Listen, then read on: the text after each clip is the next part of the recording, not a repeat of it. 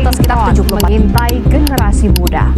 Selamat siang pemirsa, darurat kognitif sedang melanda ruang intelektual kita. Gempuran algoritma memicu gelombang demonstrasi tanpa landasan data yang valid. Pertanyaannya, apakah kita sedang menyaksikan kematian literasi di atas aspal jalanan? Bersama saya Kinanti Fatma Tiffany, Anda menyaksikan Fokus Rehtoria.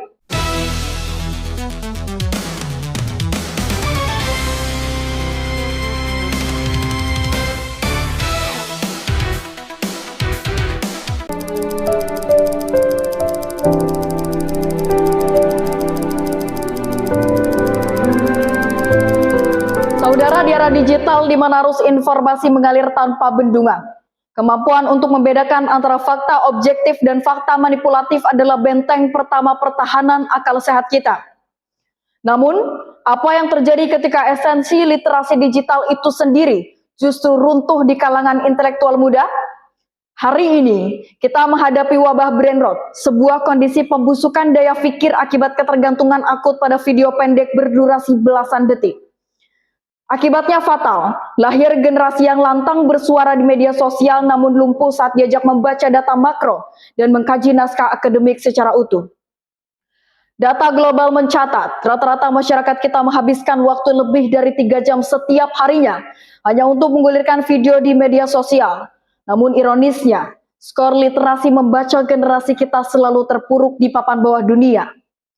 Secara medis, gempuran video pendek yang mengintervensi otak kita setiap belasan detik ini melumpuhkan nalar kritis. Otak generasi muda kita dipaksa berada dalam kondisi perhatian parsial yang tak pernah tuntas. Inilah akar mengapa literasi digital kita mati. Masyarakat kehilangan kapasitasnya untuk melakukan pembacaan mendalam, gagal membedakan fakta dan manipulasi yang akhirnya menelan mentah-mentah hoax yang memicu emosi. Bahkan saudara, sebagai bentuk ironi paling nyata, saya yakini lebih dari 50% dari Anda yang sedang menyaksikan siaran ini tidak akan sanggup menontonnya sampai tuntas. Mengapa? Karena secara statistik, rentang atensi rata-rata Anda mungkin telah menyusut hingga tersisa 47 detik saja. Anda lebih memilih beralih layar sebelum otak Anda benar-benar mampu mencerna esensi dari masalah ini. Potret kelumpuhan literasi akibat brain rot ini terpampang nyata secara kronologis di pertengahan tahun ini. Dimulai sejak 12 Mei 2026, riuh di media sosial memuncak menyusul inisiasi ruang diskusi publik oleh sekelompok mahasiswa di salah satu universitas ternama berakhir ricuh ketika data disodorkan. Aktivis mahasiswa justru terjebak dalam kekosongan esensi. Di titik inilah pembusukan kognitif nyata terjadi. Kedangkalan ini meluap ke aspal jalanan pada 11 Juni 2026 dalam demonstrasi BBM di Jakarta. Para demonstran bahkan tidak memahami substansi tuntutannya. Mereka meneriakkan narasi keliru mengenai penghapusan total subsidi energi. Fakta yang mereka telan mentah-mentah dari video 15 detik.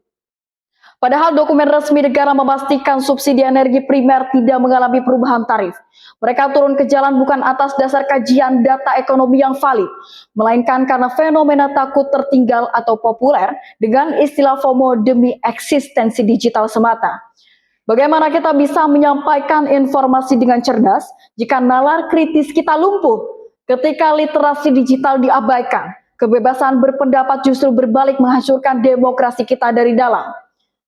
Saudara, literasi digital yang sejatinya dimulai dari komitmen untuk menolak tunduk pada kemalasan nalar. Menyampaikan informasi dengan cerdas berarti Anda berbicara berdasarkan data, angka, dan fakta yang telah Anda telaah secara utuh. Dan bertanggung jawab berarti Anda sadar penuh bahwa setiap narasi yang Anda sebarkan memiliki dampak nyata bagi stabilitas negeri ini. Di negeri yang buta literasi, kebenaran tidak dicari, melainkan disepakati oleh mereka yang paling berisik.